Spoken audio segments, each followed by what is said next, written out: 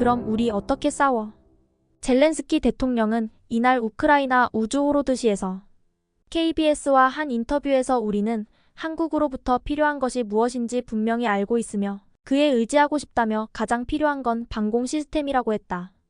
최근 우크라이나 러시아의 전쟁에서 무기 지원을 누가 계속해줄 것인가와 지구상에서 가장 성능이 좋으면서도 미국처럼 비싸게 팔지 않는 한국의 무기를 확보할 수 있느냐가 전 세계에서 뜨거운 관심을 보여주고 있는데요. 북한의 김정은이 파병한 인간방 패군대가 아무짝에 쓸모없음이 드러나면서 우크라이나는 반대로 남한에게 계속된 러브콜을 보내며 한국산 무기를 아주 값싸게 구매하게 해달라며 연일 보도를 합니다.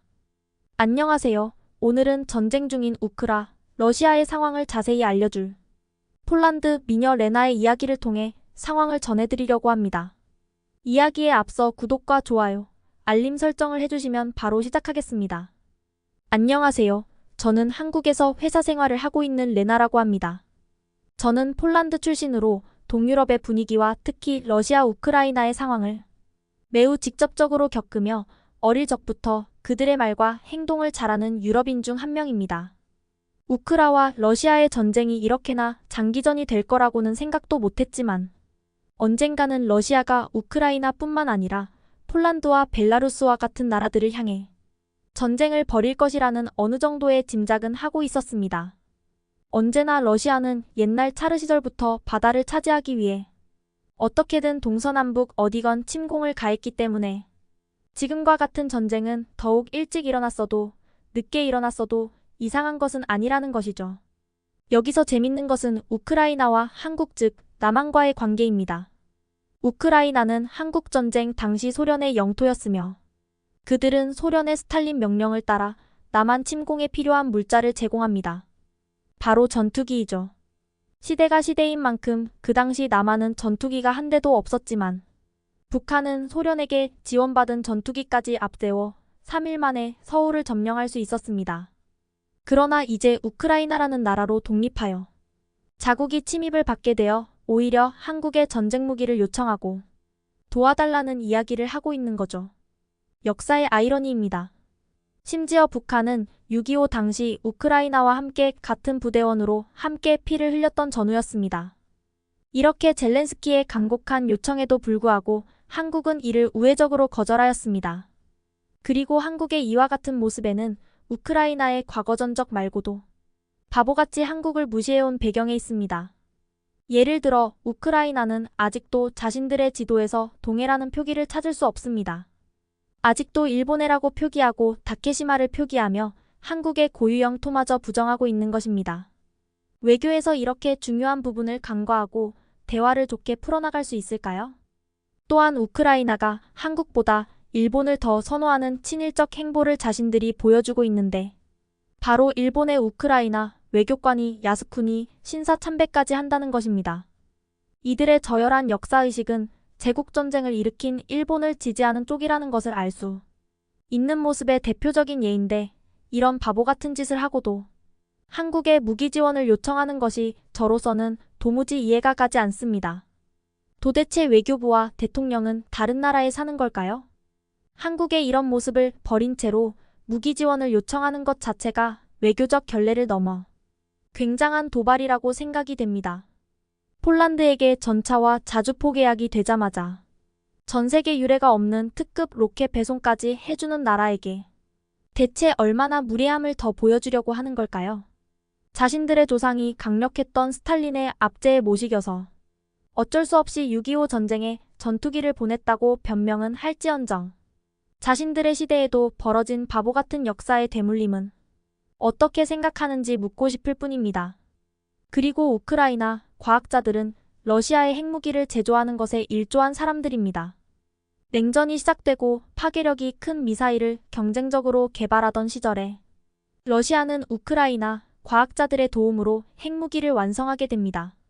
그리고 이후 러시아는 매우 큰 힘을 과시하게 되었죠. 저는 한국인들을 사랑합니다.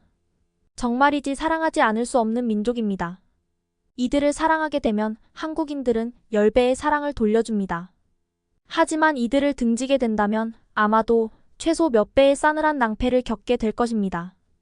한국인들은 최대후방 미국을 돕고 세계를 향해 세력을 늘려가던 공산주의 세력을 없애기 위해 1965년에 베트남에 파병을 하였고 2만 명이 넘는 병력을 파병하였는데 당시 베트콩의 게릴라전에 누구도 나서지 못했던 요새를 한국군은 파병 이틀 만에 점령하고 한 번 자신들의 전우를 죽게 한 베트콩은 반드시 찾아내어 끝까지 사살시키는 베트남에게 공포의 대상이었습니다.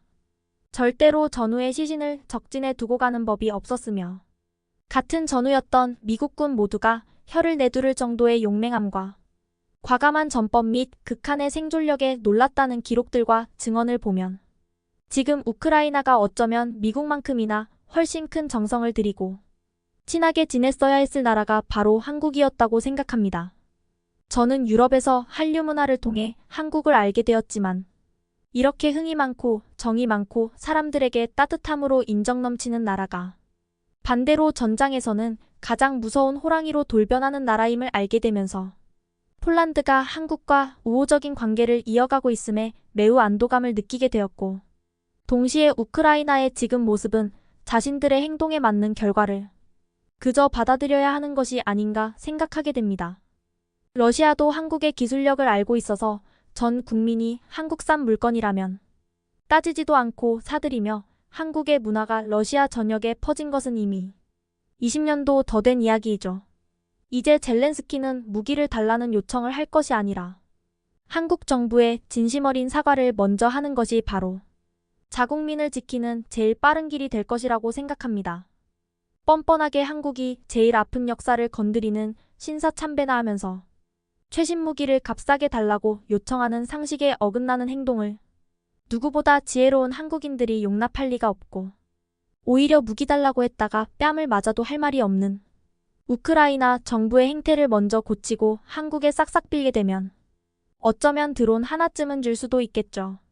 저는 한국을 사랑하는 사람으로서 앞으로도 인도주의 차원의 지원까지는 해주어도 흑표 전차와 같은 폴란드에게 주었던 최신식 무기들을 헐값에 지원해주는 일은 없었으면 합니다. 그들의 역사가 말해주듯 받을 때는 고마워하겠지만 언제 그랬냐는 듯이 일본과 더욱 정책을 펼 것이며 한국은 무기값도 제대로 지불하지 않고 외교적으로도 한국인들의 속을 뒤집을 일들만 할 것이기 때문입니다. 우크라이나가 전쟁에서 지는 모양새가 되면 인접국가인 폴란드도 안심할 수 없겠지만 최소한 자신들의 나라는 자기가 지켜나가겠다는 폴란드 국민들의 모습에서 지금처럼 당하는 우크라이나 같은 약한 모습은 없을 것입니다. 그리고 무엇보다 세계에서 가장 지혜로운 나라 한국이 폴란드와의 우방을 이어가기 때문에 최소한 그들의 최신 무기로 이빨이 다 빠진 러시아의 군대와 싸워 충분히 이길 것이기 때문입니다. 한국은 언제나 지금까지 발전한 모습을 잃지 말기를 바라고 평화의 시대가 계속될 것이라는 생각보다는 러시아를 돕는 북한이 바로 인접해 있기에 지금처럼 누구보다 강력한 국방력을 유지하여 김정은 같은 돼지가 말라 죽을 날이 올 때까지 동아시아 최고의 나라가 되기를 소망합니다. 지금까지 레나의 이야기 어떠셨을까요? 레나의 이야기처럼 한국이 여전히 최고의 나라가 되기를 희망하며 구독과 좋아요, 알림 설정을 해주시면 영상 제작에 큰 힘이 되어 더 좋은 영상으로 찾아뵙도록 하겠습니다. 항상 건강하시고 좋은 일들이 가득한 하루 보내세요. 감사합니다.